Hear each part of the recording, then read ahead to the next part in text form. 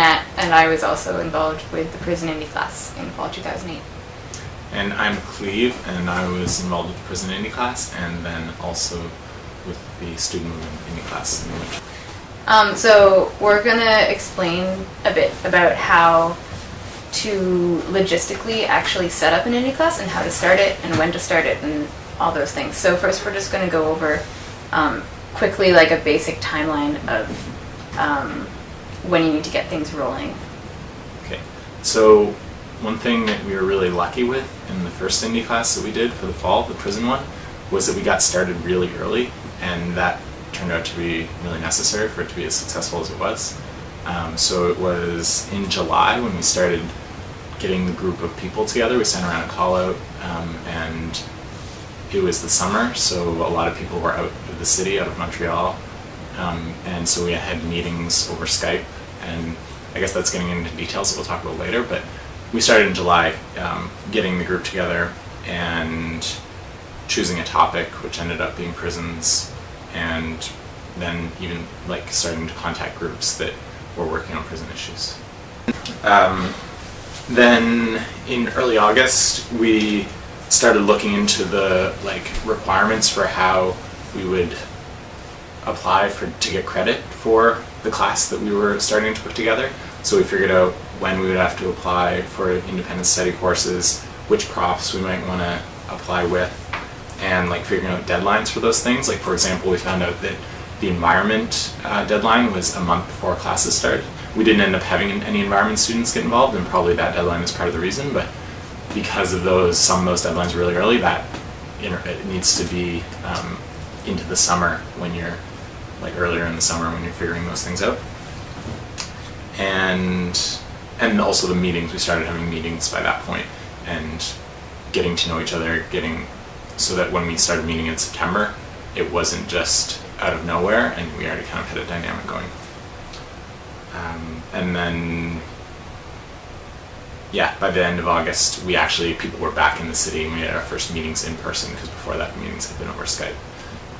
So yeah, then once September started, it was like an actual class. So basically the summer was really important for laying the groundwork of who was going to be involved, who was going to be getting course credit for it through the university, and what were we going to talk about. And then the month of September, the first 2 weeks were really, really key for figuring out basically how the class was going to run, because we'd never done this before, and we needed to figure out a schedule for when were we going to meet and talk about it, how exactly were we going to run the meetings, like the class discussions, and how to come up with a collective curriculum. So because we were trying to do it collectively and we were all focusing on prisons, we wanted to have a way to actually how are we going to bring all those readings together and figure out what we all wanted to talk about. So in September, as a basic guideline, it's a good idea to have, what we did is we had 2 big sort of process meetings in the first, by the middle of September, we'd had our 2 big process meetings, where the first one was very logistical. You need to work out who's going to be involved, what days you can meet, and lay some ground rules about how you want to deal with things like attendance and how are you going to address power dynamics that come up in the class. And then the second important process meeting we had was figuring out what the curriculum was going to be. So we did a whole thing brainstorming topics we were going to talk about, and then actually making a schedule and writing out who's going to facilitate a discussion for each topic each week, and how are we going to get the readings, how are we going to get the website. So you don't have to have it all figured out by the very beginning of September, but having as a ballpark the middle of the first month of your class is a really good ballpark for getting all those logistical things out of the way, so you can start actually doing the research and actually having the discussions. Choosing the topic was one of the first steps, and it took the first few meetings, it was probably almost a whole month of getting the group of people together, and then people throwing out ideas, talking about them. Then we kind of made a short list of ideas of things people were interested in. It was anarchism, food, politics, and prisons. And then those kind of just happened informally. Then once we started meeting, we were okay, we've got this list, how does this relate to the different things people might be interested in studying academically and the different programs people are in, and then prisons was what made the most sense. But it was really, that was happening in like probably late July or early August. And we really emphasize getting started early because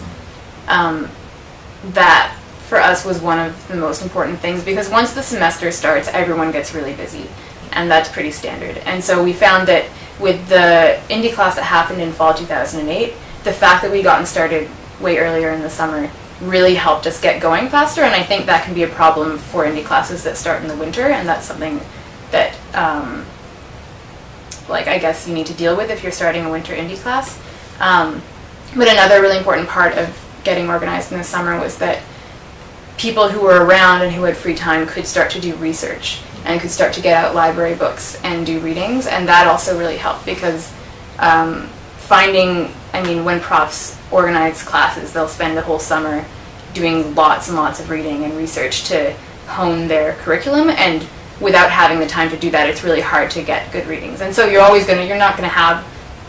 maybe as tight a curriculum as a prof might, but it really helps to have a bit of early time to do that. And the fact that it's so important and so much less stressful to have things start up in the summer is also the reason why we're doing this video and hoping that people who see it will be inspired to start things sooner rather than later. Another important part of the summer time and kind of space to prepare is, well, with prisons especially, because we went into it, like the reason I think we got so much out of it partially was because none of us really knew much about prisons to begin with. We didn't choose it as a topic because we already kind of knew a lot about it and could build on that. We really were starting with a blank slate. So the reading that Nat talked about was really important, but also just getting an idea of the landscape of like what kind of organizing do people do around prisons, what kind of groups exist. And then once having that understanding, trying to get in contact with some of those groups and seeing which ones are good to work with on a project like this. And that kind of work, especially since other groups, like you try and email them and then there's phone and email tag, and just that takes a while. And if it started in September, probably wouldn't have been figured out by the time the class already would have been well underway. And in order for that connection to affect the class, and I think in our prison Indy class it only did minimally, but the only reason it did at all was because we were doing it before the class started. So we kind of had some of those things in mind, those types of connections and how they could be relevant when we were designing what the class was going to be. And one thing that wasn't around when we were starting up the Indy class on prisons, but which now has been developed and can be a really useful tool, is it's called CURE, the Community University Research Exchange, which is sort of a joint project of Cupid-McGill and Cupid-Concordia, and you can find it on the Cupid-Concordia website. And it's basically an online project resource where community groups who need research will put out a call out for a project that they need. So this is a really good place to look if you're trying to think of ideas for starting an Indy class and want to find one that actually is going to be directly relevant to a community group. And that's sort of, it really ties into the philosophy of Indyclass, which is about trying to make education and educational institutions not only more accessible but also more accountable to communities, and sort of taking all these resources that are all tied up in academic institutions and trying to funnel them back into helping communities that maybe don't have access to those resources and bridging that divide a little bit. So for example, in terms of logistics and timelines, one of the last things that we did was the group that we did form somewhat of connection with, the Life for Prison Justice group. We then, once we had written our papers, met with them, and some of the people who had written papers